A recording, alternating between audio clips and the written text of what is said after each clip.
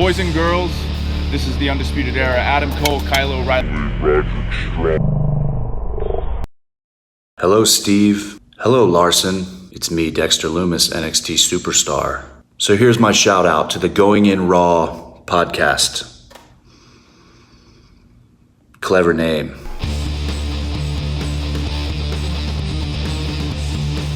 Hey, Friendo, Steve here. And Larson. And welcome back to Going In Raw, the only pro wrestling podcast you need to be listening to right here at youtube.com/Steve and Larson. Available wherever podcasts can be found, and of course, taped live at the Twitch at twitch.tv/Steve and Larson. We have a light weekend coming up in terms of stuff. Like, there's no pay-per-view. It's always, these days it seems like it's weird when there's no pay-per-views, but yeah, but it's the calm before the storm, man. It's exactly what it is, because next week is going to be madness. Oh boy, madness. Oh boy. So next week, of course, we've got AEW. Okay, we've got Raw on Monday. We've got Impact on no Impact Tuesday. Wednesday and Thursday we'll be doing watch-alongs, live reactions to Takeovers Night 1 and 2. That's Wednesday and Thursday. Thursday. And then Friday, of course, is SmackDown. And then Saturday and Sunday, next Saturday and Sunday, are WrestleMania Nights 1 and 2. Right. And then the Monday after that is Raw After Mania. Raw After Mania, which I don't think we're going to do. Well, yeah, they're going to be back in Thunderdome for that, aren't they? Yeah. And then that week is when we've got NXT on Tuesday. Mm-hmm. And then we're going to be reviewing those on Wednesday around this same time that we do this on Twitch, noon Pacific. Mm-hmm. And then Wednesdays is our normal AEW recap at night. Thursdays is our Impact stream with the Enforcer, where you get to watch Impact on our Twitch channel, and then so on and so forth. So yeah, we got quite a bit of stuff coming up. But yeah, like you said, we do. Calm before the storm. Want to say this: Happy April Fool's Day, everybody. The reports of my leaving Going In Raw have been greatly exaggerated. I'm unfortunately, or fortunately, depending on your perspective, here for the long haul. Don't believe everything you read on this day. Don't believe anything you read on this day, really. And I want to give a shout out here to our new patrons at patreon.com/Steve and Larson, Adam Jordan, Ethan Smith, and Sid's Goodleg, along with Kyle Sturman. Thank you very much for the support. We appreciate it. Check it out, Friendo Club TV. You can get access to all that bonus content that we do, 3 live episodes a week, and then plus we're talking about doing a movie night, a monthly movie night / TV shows night. Yeah, where we just look random at entertainment, random episodes of TV that may or may not feature wrestlers. For example, the Shawn Michaels episode of Pacific Blue. Yes. Yeah. I'm all about that. Yeah, good all stuff. about that. Good stuff. Anyways, oh wow, Maggie says it's 3 days until her birthday. Oh, cool. She says, more importantly, 4 days until Charlotte's birthday. Maggie, oh my gosh.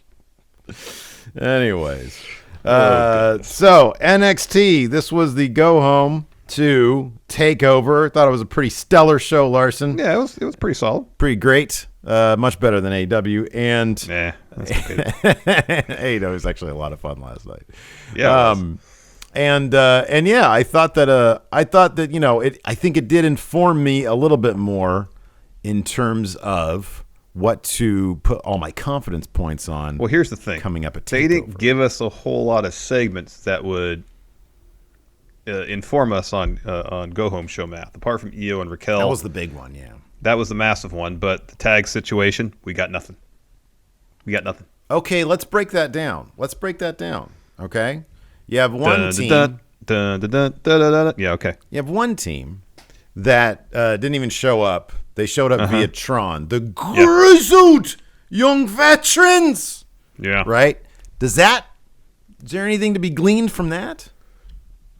I mean, they got the last word. I think there's more to be gleaned from that than whether they were or were not in the building. They were taller because they were bigger on the Tron than anybody else. And they got the last word. And they got the last word in. Does that stand tall? It's not as definitive as obvious stand tall math, I don't feel. I still feel like MSK. No, I feel like they were gonna have the tag championships by now, and this is probably just to make good on that. And given that that's so often, I'll have like a good read on things, and then I'll change to the last minute for reasons that are terrible. I might just stick with that with my confidence points. Yeah. We got really nothing in terms of Finn and Karrion Kross, nothing new. No, but pretty much. I did appreciate the Karrion Kross video package, how he even said, yeah, I'm kind of just going to an MMA type thing now, using judo. Oh, yeah, like essentially, hey, I'm going back to basics, catch wrestling, judo, striking, which is great.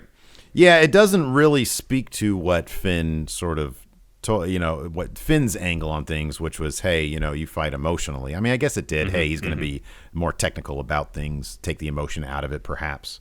Although I did appreciate, I kind of do feel, I know that Scarlett has all the mystique now, and it was a bit like Brigitte Nielsen in Rocky IV when Ivan Drago was training, how she was all dolled up, as opposed to like being in gym clothes and helping him do stuff. She was just sort of malingering, meandering. Yes. No real indication there. I mean, as far as who's going to get that North American title shot, it's down to 2 people. It's probably going to be down to one. Down to Dexter Lumis, I think. But Dexter Lumis. There's only 2 faces in that gauntlet match, and it's Dexter Lumis and it's Bronson Reed. All the other competitors are heels. They're probably not going to do a heel v heel thing for the North American title. We are still firmly in the Johnny Gargano, Dexter Lumis feud. Yep. So he is clearly going to have this match, and he might. That's going to be the bigger thing for me, is putting my confidence points on the North American title match. I don't really know where I'd go with that, but Dexter Lumis is clearly winning that gauntlet. Yeah, anything else would be a total letdown. It'd be a pretty huge shock. Yeah, pretty huge shock. Yeah. Although I'd be pretty happy if Bronson Reed won it. Other than that, we didn't get much. There was a really well done Prime Target with Adam Cole and Kyle O'Reilly, but again, not a whole lot to glean from it. Yeah, that's true. We could talk about this. There is a new NXT superstar debuting on April 13th, and there's a dog involved. There's a little dog that's running around the PC. Okay, so I know who this is, and you know who this is. I don't want to spoil it necessarily. Let me ask you this. Is this one of those things that's so obvious and so out there that it's okay for us to talk about? Like, has her dog been prominent on her social media? I don't know. I don't know. I have not noticed. I think I follow her on Instagram. So I don't want to sit here and speculate when I clearly know who it is.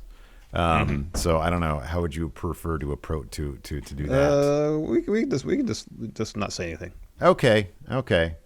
So Maggie says she literally posted him 2 days before the promo. Oh, all right. We'll leave that one alone. We'll just leave it alone. I don't want to spoil things for people. Yeah. Okay.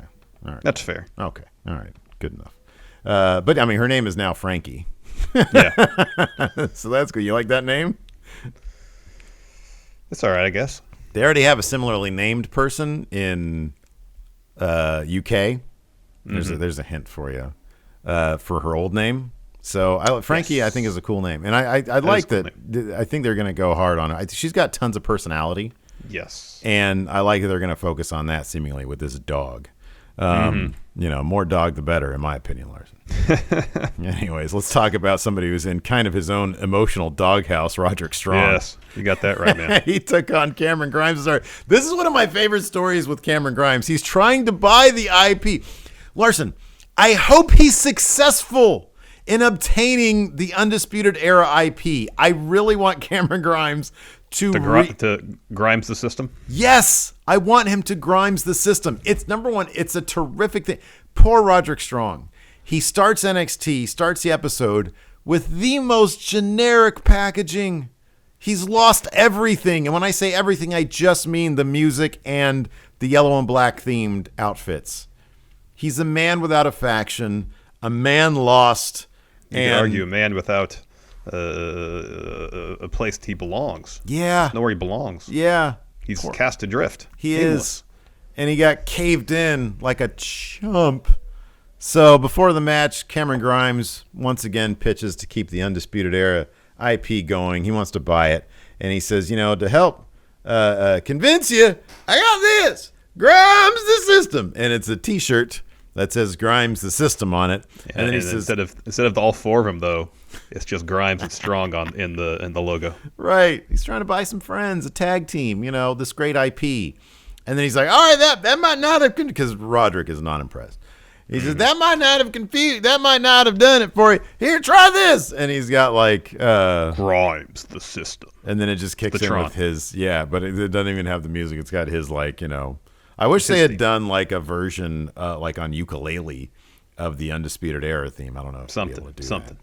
So anyways, before he gets too far into it, Strong just attacks Grimes, throws him in the ring, the bell rings. Good match. Strong has some really Strong is one of my favorite choppers. He's one of my favorite wrestlers. He hits a superplex, some running strikes. Grimes is able to counter that with that big power slam flipping thing he does. He digs into his trunks towards the finish. And even before that, at one point they're at ringside. Strong has the upper hand. He knows a couple fans, one wearing Undisputed Era shirt, the other wearing an Adam Cole shirt. And he's just distracted by a moment, just for a moment. And then Grimes pushes him into the lighting structure. I just want to get that beat in there because it informs what happens later on to what you were about to mention. That's it. Right. So he goes into his trunks and he thinks he's going to get a slapjack or something or some brass knuckles.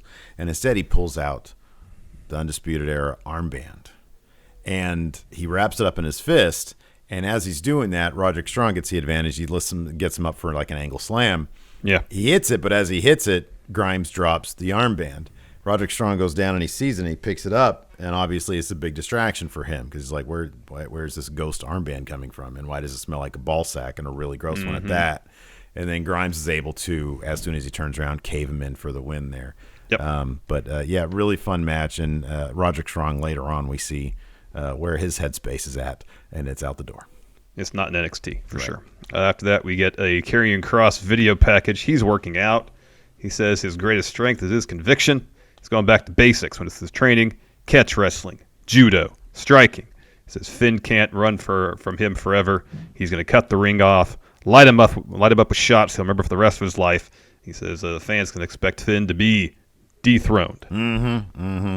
After that, we had a Ciampa. Yeah, now Scarlett's hair is straightened. It's got a new look to it. She's got bangs. She has bangs now. There's important stuff here. After that, we had a Ciampa Walter video package. Yeah, it was a Walter promo. He was doing the talking here. Yeah, right. And then later on, Ciampa has his. So he claims Ciampa. Wait, let me get your notes here because you probably have more of this, and I want to. He says he's talking about Ciampa used to be a ruthless champion. Be a ruthless champion. Now you have other priorities in your life. You're a shell of what you once were. But my commitment to this sport is unreached. I'm longest reigning NXT UK champ in history. 8,000 days. He's the one I respect this sport like no one else. I'll prove at Takeover that the mat is sacred. At WrestleMania. Here in WrestleMania. After that, Legado del Fantasma are in the ring. Santos has a promo. He's issuing an open challenge. Pretty much, he's saying he wants to show Devlin what he's in for. He was born to be champion. He's the emperor of Lucha Libre. 100 years of tradition is what he represents. The Cruiserweight title was born of what he represents. The division will belong to him as long as he wants to because it's in his blood. He's interrupted by Tyler Breeze. Tyler Breeze says the difference between him and Santos is that Santos thinks the division belongs to him because of entitlement. Breeze had to work his ass off to be there. Challenge accepted. They have match. And then Santos wins. It was a fun match. Tyler Breeze was trying to work over Santos' leg. Didn't really have much impact. Santos escapes an unprettier, hits an enziguri, Phantom Driver to get the win. Afterwards, Joaquin Wilde and Raul Mendoza hit the ring. They're holding up Breeze, so Santos can attack him, perhaps with the belt. MSK run in to make the save. Legado runs off, and then Grizzled Young Veterans drops a promo from the Tron. And what do they say, Steve? Turn that rubbish music off! Turn it off! Legado! You are so distracted trying to earn brownie points from Escobar. MSK, you're so distracted by bright lights, funny memes, and pretty much anything. We are laser focused on one thing and soon to be recognized as tag team champions. Yeah, that's pretty much about it. Good job. After that, we had a The Way interview. John, still upset about the Gauntlet Eliminator. Turns to Austin and says, wait, why are you even in this thing? Austin says, come on, man. Have you ever heard of the finger poke of doom? Johnny says, yeah, man. That almost killed the business. And Austin looks around and says, yeah, we're still here, though. Johnny says, yeah, idiots say I killed the business too. So who cares about that? He says, Takeover is going to be where Austin lays down for Johnny Gargano. John. However, Indy, kind of under breath, more or less says that Dexter Lumis is going to win. Yeah, that's right. And everybody's like, hey, now. And then Candice says, well, their focus is on tonight. They're going to show Shotzi and Ember what real champs look like. Right. And then we get a first little bit of the little dog running up to the PC. We get a quick interview with Io Shirai from last week. When after Io was attacked, she's in the trainer's room. Mackenzie asked her, did you think you might have bit off more than you could chew with Raquel? And Io says, no, that's why I picked her. Speaking of Candice and Indy, they're taking on Gigi Dolan and Zeta Ramier next. Pretty quick match. Yeah, we've seen Gigi Dolan before. Was this Zeta Ramir's first match? I believe so. NXT? I Okay, believe yeah, so. she looked pretty good. She studied with Booker T, one of his students, and in the end, though, Indy Hartwell ended up getting the pin with a springboard elbow drop. Yeah. After the match, Candice gets on the mic, says, "There's no woman in the back that deserves to be a champion more than I do, which means Indy and I deserve to be the women's tag champions." She calls out Ember and Shotzi, says, I'm coming for what's mine. It's going to be on our time, on our stage, our way. And that's going to be NXT Takeover, Stand and Deliver. This, of course, brings out Shotzi and Ember on the tank. They shoot back, saying, you don't deserve our titles. You two have lost your damn minds. But we'd be lying if we didn't expect this. Shotzi says, it's Stand and Deliver. We're going to TCB. We accept. And then they shoot them with the tank cannon. We get a quick bit of Raquel and Dakota walking backstage. Io then attacks Raquel. They start brawling. And then eventually it's kind of broken up because they have a match, or Raquel's a match later on. Another quick shot of that dog. This time it runs into the Performance Center and into the CWC. And as we're going to commercial, Beth just says, what's with the dog? Right. After that, was it Mackenzie or Sarah? It was Mackenzie. Mackenzie? Mackenzie tries to get an interview with Roderick Strong as he's walking down the hallway to the door, and she's like, can we get an interview with you? He's like, I'm done. She's like, done with what? All of it. He doesn't even turn around. There's a battle royal later on. She said, you're in it. She says, I'm done. So he leaves. After that, we had Raquel Gonzales versus Zoe Stark. Man, I get the feeling they really like Zoe Stark, and with good reason. Yeah, for good reason. Absolutely. She's fantastic. Is terrific. So she puts up a hell of a fight on the outside. She posts Raquel. Dakota Kai attacks her. Stark clotheslines her over the barricade. Back on the inside, she drops Raquel with just a ton of awesome strikes. Sliding knee was great. Punctuated by that sliding knee. That got her 2. Stark goes up top. Raquel tries to choke bomb her off, but Zoe's able to get her down to the ground again. Tries for a spin kick, and Gonzales is able to catch that, hits a choke bomb out of nowhere. Basically the story of this is she did everything she could and had Raquel down for a lot of this match, but that choke bomb can just come out of nowhere. Well, that's another thing, too, is Zoe Stark was using her agility to her advantage, but even that wasn't enough. Like, she has the obvious agility advantage over the larger stronger opponent. Yet wasn't enough. Yeah, and that choke bomb was like Raquel was down, and that choke bomb was just out of nowhere, and that got the job done. You know, one of those, and boom, you're done. After the match, Io attacked again, but Gonzales is able to take her out. Stands tall, but that wasn't the end of it. No, not at all. Again, that dog running through the PC. Kushida has an interview. He's asked about his thoughts on the Battle Royal. He says, tonight nothing's going to stop him. Peter Dune walks in, gives Kushida some crap for saying that he was the best technical wrestler in the world. Peter Dunne says, I said that weeks ago. I dared anybody to come step up to me, prove me wrong. Are you going to do it? After that, we had Prime Target with Adam Cole and Kyle O'Reilly. This was light on anything new. It was really well filmed. They were sort of in what looked like an interrogation room, like one at a time. And they had like a old school looking reel-to-reel tape recorder. It was really well done. Wasn't a whole lot. They sort of go over their history a little bit. Apparently there's going to be like an extended version of this on Peacock, today. Yeah. So that's cool. But yeah, I don't know. I mean, were there any details that stood out to you? Because I really didn't even take notes to this. No, like you said, it was in the beginning especially. It was a little bit of background. They met like 12 years ago. hit it off. Adam Cole says seemingly from that point on, they were kind of attached at the hip. Always their careers intertwined, whether they're working together or against each other. And they do have a still from their match at Wrestle Kingdom, I believe, a few years back for the Ring of Honor title. But then after that, yes, predominantly just footage from the contract signing last week with some B-roll, some dramatic music. It looked great. Yeah, no, it did. It looked really fantastic. So White Brownie here in the chat has a bit of an update. Per Scrap Daddy, Adam Pearce, next week we'll see a special WrestleMania edition of SmackDown on Fox with the Andre the Giant Memorial Battle Royal and a Fatal 4-Way for the SmackDown tag titles. And we'll hear from Roman Reigns, Edge, and Daniel Bryan. So it doesn't seem like it was an April so it's Fool's kind of thing. like the kickoff show essentially. That's because they're not going to have a kickoff show for you. On that one, yeah. Because you know who's going to be Dun dun dun dun dun dun dun dun. Jack Dude. After that, we had this was rad. This was rad as hell. Kacy Catanzaro and Kayden Carter versus Tian Shaw. So We got confirmation. Tian Shaw is the faction. It's the faction. Mei Ying Yeah. is Karen Q's name. Glad it only took us a month to figure Well, that I kind of feel like the commentary was kind of going back and forth on it too. They were. If they were clear, we would have been aware by now. They I just were. feel like it was terribly clear. Yeah, I agree. Because the first thing, like her first origin package, punctuated with Tian Shaw, and then they referred to her as Mei Ying, but then they referred to her as Tian Shaw, seemingly. Yeah, that's what it seemed like. Yeah, no, I'm with you on this. So Xia Li comes to the ring herself. Tian Shaw does not get out of her chair, her throne. Sorry, no, Mei Ying doesn't get out of her chair. Mei Ying, thank you. Sorry, I'm already messing it up. So it had a fast start for Kacy and Kayden. Fast tags kept her in the corner with a bunch of strikes.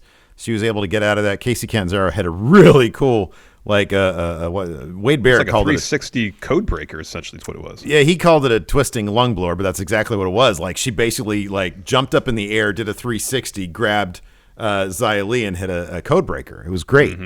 So mid match, Kayden's This seemed like a massive tactical this error. was on a Kayden bad Carter's part. move. Yeah. A bad move. So Kayden goes up the ramp because one of her opponents is supposed to be Mei Ying. So she goes up to the ramp talking crap to Mei Ying. And as soon as she gets there, Mei Ying just grabs her by the throat, chokes her out. And as she's fading, like she's passing out, and in her last moments, Mei Ying blows like some smoky mist. It was more like smoke than mist, really. Yeah, it was like smoke. Yeah, Onto her, into her face, and she just sort of passes out. And then back in the ring, Xia Li hits her finish, the heel kick for the win, which is a great. Their music, their packaging, it's great. Xia Li, Great. the whole it. I just hope it doesn't look goofy once Mei Ying actually gets in the ring, yeah, no. because she has such mystique about her. Sometimes doing chokeholds will kill that a little bit. But so far I have bought in, and I have faith that they're going to do it right.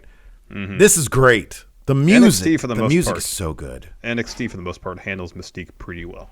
I wonder if moving to Tuesdays, they're going to maybe, even if it's a subconscious thing, not feel pressure or as much pressure, Oh yeah, I'm sure. And they'll be able to do things that they'll be a little bit Tell less. their stories. Just tell the stories they want to tell, regardless of trying to counter program. I know Triple H just said, "Oh, we don't counter program."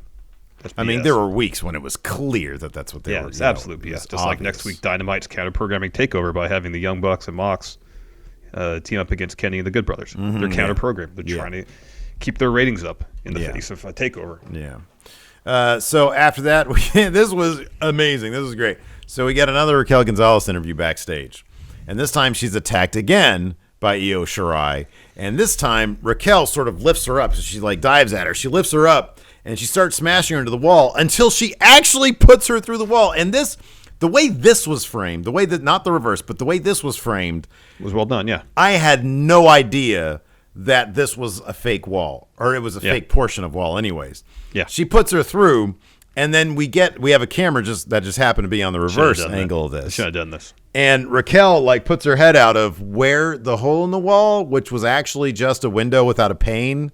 And they took the window out because right next to it was a window with the pane still in it. Yeah. And you can see here you could see the frame of the window, and they just put a piece of sheetrock up. Yeah. Or drywall that Io got put through. So yeah, like Raquel puts her head through there and yells at Io to stay down. But it kind of ruined the illusion of what she did. It seemed like she literally put her through a wall, which is super cool. Yeah, they probably should have. I mean, I thought I was still marking out big time. I thought the segment was still as effective. It just would have been a bit more shocking if you cut away from that to whatever happens next. Because then you're just left with, oh my God, what just happened? That was crazy. But in any event, it was rad. I thought it was well done. Yeah, they're doing a good job of building up this particular story for Takeover. Yeah, absolutely. We get the last bit with the dog. It runs up to somebody wearing a pair of boots. Title pops up on screen saying, "See you April 13th, Frankie." Frankie. Distinctly women's boots. So, yes. Yeah. Yes. After that, Tommaso Ciampa tries to convince us that he is still the same person he is in 2018. You're shaking your head. You're not buying it. All my confidence points on Walter. Yeah, that's going to be my top confidence points getter is Walter. I think, look, this is going to be a stellar match. Ciampa's great, but it's like he's like Pearl Jam's 6th album at this point. You know, that first album, Lot of Hunger, that was 2018, 2017, 2018. Now he's just trying to convince us that hunger's still there. He's like, but the evidence is in front of us that it's not quite the same. But he's doing Target exclusive albums. You know, that's what he's doing. The avocado on the cover, yes. He's doing the avocado one, exactly. He can't even figure out a name for his album, so he just calls it Tommaso Ciampa. Ciampa, yeah, exactly. Ciampa. Yeah. So yeah, look, it's going to be a great match, but I really want Ciampa to get into some, maybe, again, this is the kind of thing, maybe being on Tuesdays, they'll have more freedom. They'll figure some things to do with this guy that doesn't feel like it's. They just need to find an angle on his character that freshens him up. Yeah, and not so much either referential to what he did in the past. I'm not saying a repackage. I'm just saying a new take on the Tommaso Ciampa character that feels vital and new. You know, because this whole thing was like, hey, you know, Walter saying I'm not 2018 Ciampa anymore. Yeah, I've changed. I got other people in my life. I've been to the top of the mountain. I've had to fall from that. But make no mistake, the Blackheart, the Psycho Killer, is still here. He's going to take that UK title off Walter and warns him that it's a long, long fall from the top of the mountain. Yeah. We get a Finn Balor promo after that. He says, I've been expecting Cross for a long time. He says, Takeover, the ring may look the same, but the energy is different when the pressure is on. It's tough to breathe, makes your legs heavy. He says, that doesn't apply to me. I don't get gassed. See him doing a bunch of training. He says, the longer the match goes, the deeper they get into the match, deeper the water, and that's where Cross drowns. And he says a Takeover carrying Cross is going to choke, and Finn will still be NXT champion. Yep. He's like, you know, this is going to be a 25-minute 5-star affair. He didn't actually say that. I like when he uses wrestling terms. Okay, so then we had our main event, which was the Gauntlet Eliminator Battle Royal. Yeah, they took a while to head Vic and Wade Barrett in the ring for a good 5 minutes explaining the rules. Oh, did they? I was in a rush. Yeah. I was like fast forwarding through what I thought were all the entrances. Okay. Wow. Did you see this first bit then when Leon Ruff attacked Swerve during Swerve's entrance before the commercial break? No, when Swerve started to come out, that's when I started like fast forwarding. Okay. So yeah, Swerve's doing his entrance.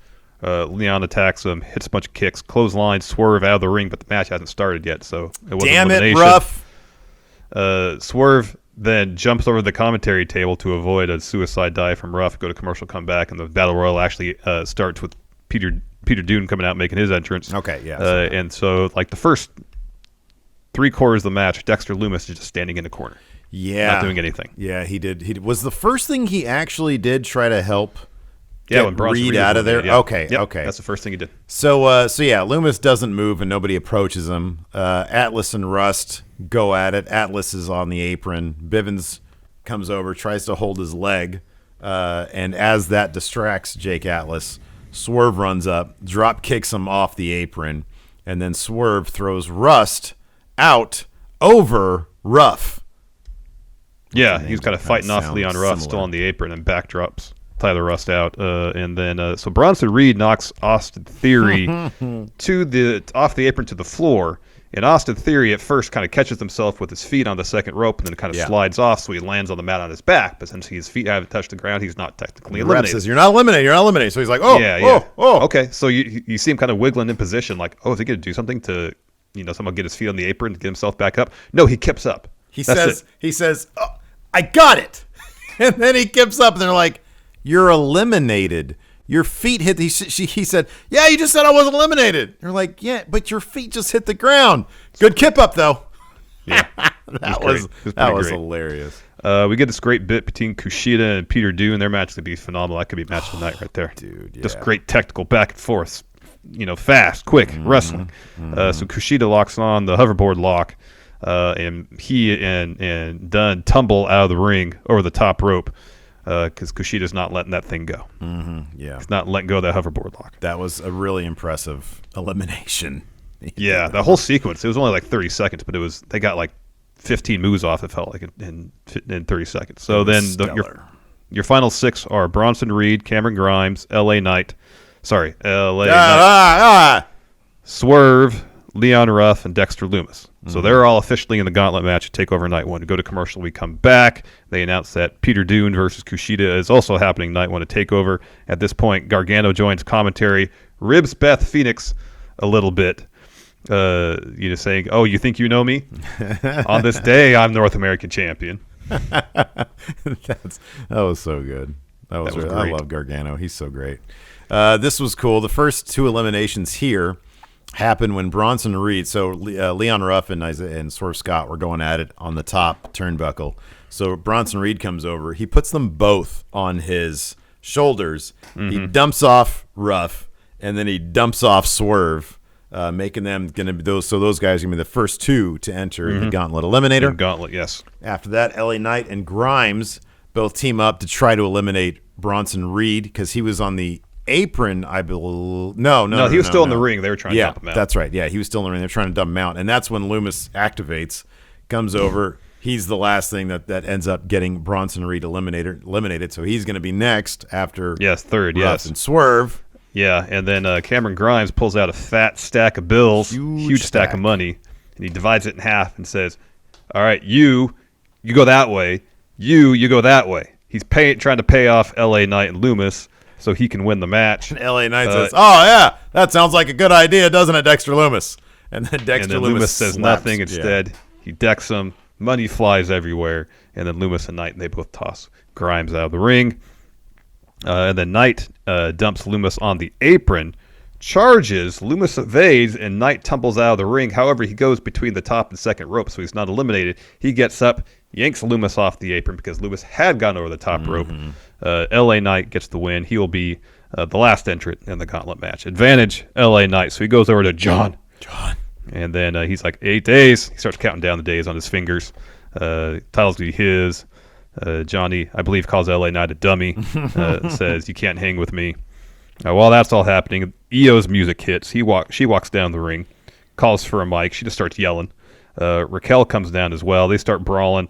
Women's locker room comes out, tries to break it up, does a horrible job of it because they keep breaking free and fighting more. Yep. Io drop kicks Raquel off the apron, follows with a springboard splash onto Raquel and basically half the women's locker room. Yep. To close the show. I don't know, probably a bad move on her part. I mean, she wanted to prove her point. She proved it. She's standing tall, but stand tall math does not look good in her favor. We have an update here on the ratings. Yep. Second to last Wednesday Night War ratings. White Brownie has it. Pretty close. AEW, 7th place in the demo with a .26 with 700,000 total viewership. NXT 12th with a .21. I mean, that's good for NXT. Yeah. With 654,000. Yeah, it's pretty close. Within 46,000 in total viewership. I mean, they both put on really good episodes last night. So yeah, that's I mean, it's underwhelming for AEW given what they have done in the past, but yeah, for NXT it's pretty decent for NXT. Pretty decent, yeah. You answer some questions, yeah? Yeah, let's go ahead and do that. All right, the Inspector Butts looking at TakeOver. Who on the card will be the first to main event WrestleMania? Walter. Doing what?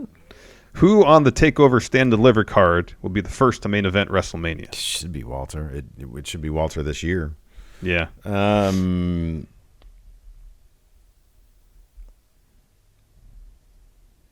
I would say the odds would probably be for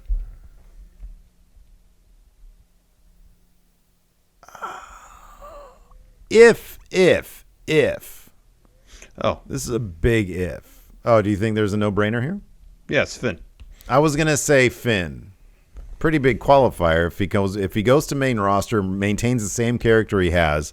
They actually build the momentum. If they treat him like the star they treat him like when he won the Universal Championship, Yeah, it's clearly Finn. it's absolutely Finn. It's either Finn or Cross. Because Yeah. if Cross puts in a good performance and Vince catches wind of that, Cross could be shot to the moon. He really could be. Mm-hmm. Assuming Vince doesn't get bored of him within a couple months. I'm just trying to do something. I've been thinking of this since the Is Goldberg Good episode of Parts Unknown. Can wrestling have someone that is a force of nature that is undefeatable and also never win the title, or is the undefeated gimmick, or is the would wear it out? Would the undefeated gimmick wear out? I think that, well, undefeated.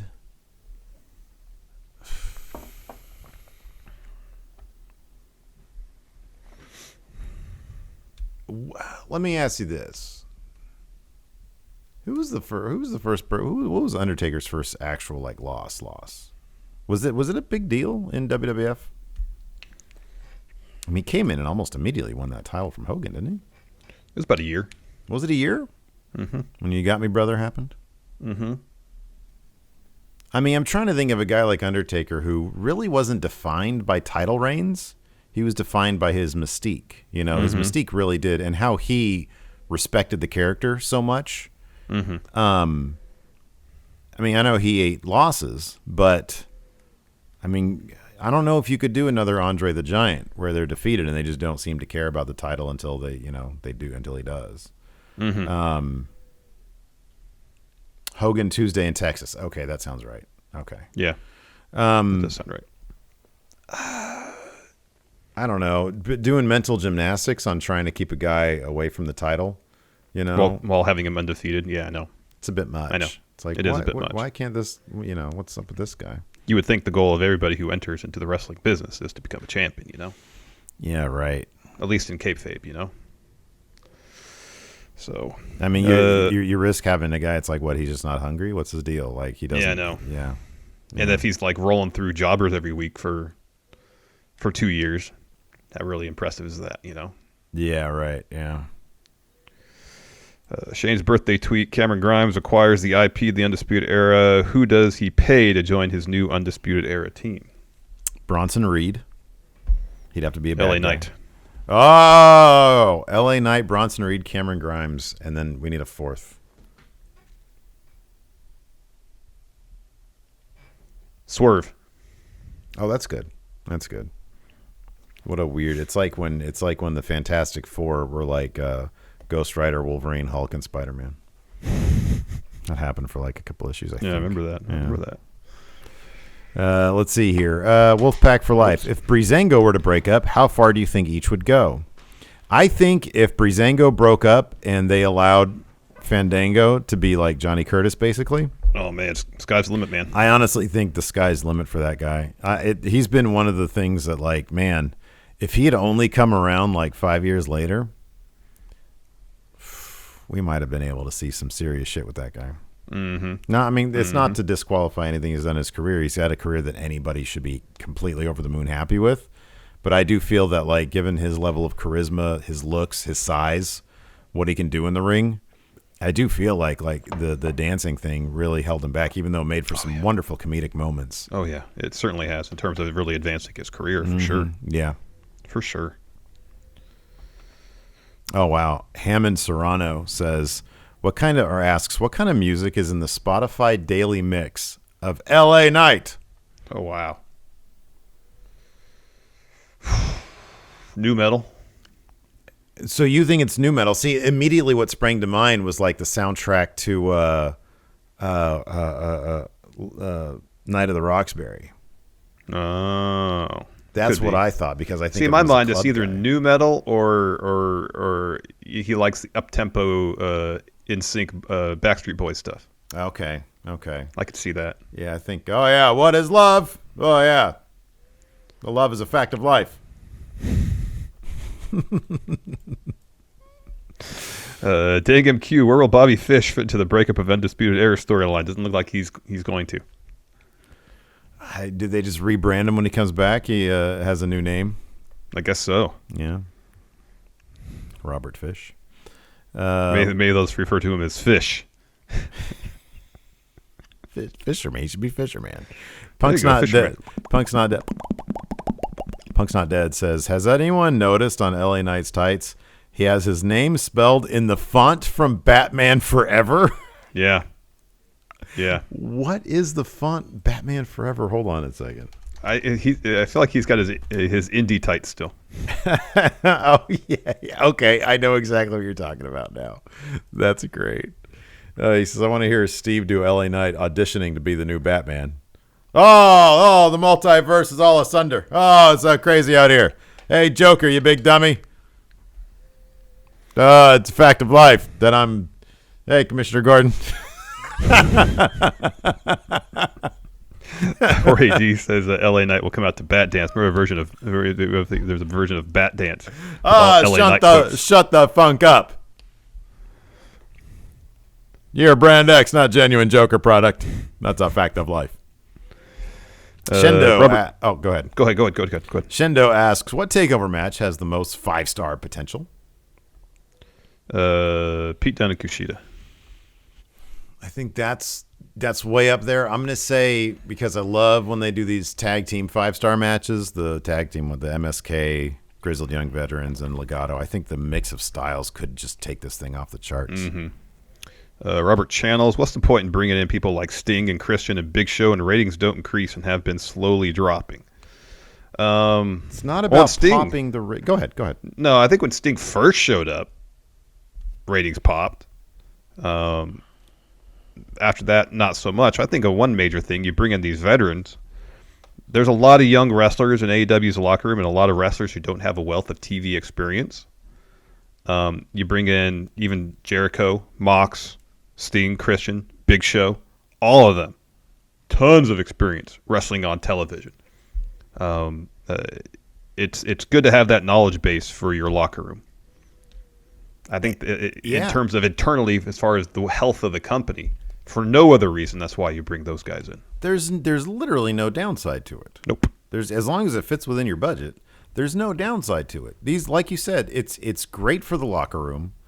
It's great for people who might have fallen out of wrestling for whatever reason. Mm-hmm. Mm-hmm. Hey, I know that person. Maybe I'll give this a shot. I remember wrestling. It was fun. I'll give this a shot. Oh, I liked Big Show. He was cool. I liked Sting. He was cool. There's no downside to it. Nope. I mean, you have a wonderful mix of young talent, which is featured on a regular basis in main event level segments. Mm-hmm. I mean, look at last night's main event. And at the same time, if you have a mix of all that stuff, there's no downside. I know. There really isn't. And it's not about, I don't believe that AEW, I think that they would love to grow and pop their ratings. But at the same time, it's like, I think that they're in this for a long haul. They are, and I think that's why they spent the first year of their existence basically focusing on developing talent outside of the elite. Mm-hmm. And it's just the second year they've really been focusing on telling stories with the Young Bucks and Kenny. Yeah. And if they fail, they fail. Yeah. It is what it is. They have done as good a job as anybody possibly can building a brand new wrestling company. I know. From the ground up. On getting it off the ground and making it feel like a vital entity from day one and maintaining that for the first year. Mm-hmm. Yeah. I'm just trying to do something. Who would be in the NXT Wish.com version of the Inner Circle? Oh, wow. Okay, so who would be leading... You need a leader who's got the pedigree of Chris Jericho, and the only person in NXT that has that is Finn Balor, or comes close, is Finn Balor. Yeah, but like a Finn Balor led group is not really like a Wish.com Inner Circle. No. So like who from main roster? Oh no, you get LA Knight. LA Knight's the leader. LA Knight's the leader? Yeah. See, I was thinking this. Had Christian signed with WWE, then he would be the Wish.com version of Chris Jericho. You find an excuse to bash Christian. No, it's not. Totally is. Let me ask you something. Be completely objective here. Mm-hmm. Who's a bigger legend, Jericho or Christian? Oh, it's Jericho, obviously. Completely, right? Yeah. I'm not crapping on Christian by saying if you're looking for a Chris Jericho who's like a Chris Jericho at home, it's Christian. And that's actually a perfect answer. Well, the thing is, he's not in NXT, so we got to go with people who are in NXT. Well, there's no Jericho in NXT. It's LA Knight.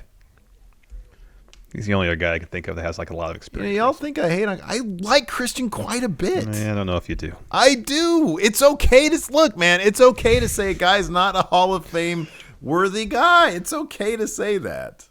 Just trying to keep it real. He totally is a Hall of Famer. Moses supposes. Which wrestler currently on NXT roster under the height of 6 feet has the highest ceiling on main roster? Finn Balor. Adam Cole. Do you think it's more likely? Well, hold on a second. Do you think it's more likely that Adam Cole would main event WrestleMania than Finn Balor? Not necessarily, but if we're just talking ceiling, that's, in other words, potential. Who has potential to be the top star?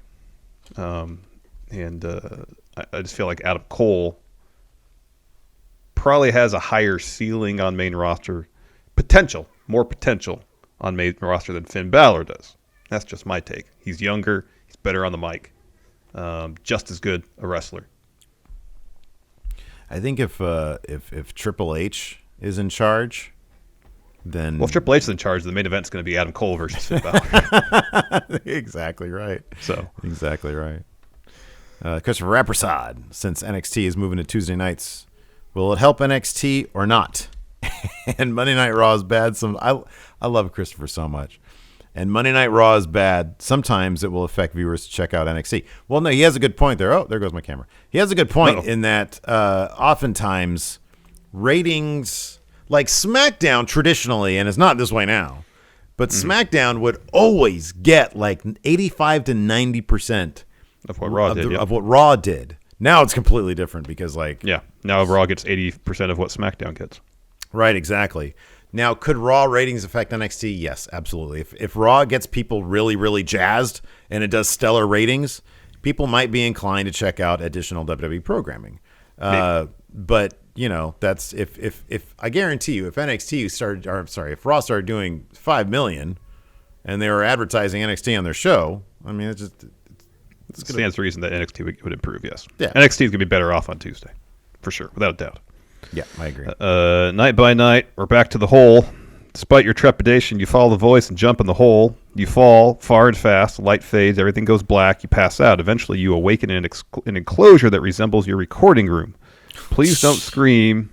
You'll frighten your patrons, the voice tells you. All will be explained soon, but for now, our patrons will like to watch you interview a hologram of an NXT superstar. Whose hologram do you choose? These are great. This is fantastic. That just gave me chills. I wake up and I'm in something that resembles this space. Oh man, look, it's glitching out my camera here too. It's Finn Balor because I think an interview with Finn Balor would do best for us in terms of views. Yeah, maybe. I would want to have a redo with Adam Cole and or Kyle O'Reilly. Mm-hmm. I feel like my last attempt at interviewing them ended up just sort of making me look like a clown, and I need a redemption on that one, man. Need to roll it back, huh? Run it back. Need to run it back. Yeah, need a redo, man. John be a good one. Oh, Jonathan says, yeah. Well, this is I think NXT stars, but Jonathan says Paige just for the thumbnail. Doesn't really work that way anymore with Paige. Anyways, thanks everybody for tuning in. Appreciate it. Twitch chat, stick around. We'll answer some more of your questions. Thanks for watching. Until next time, we'll talk to you later. Goodbye.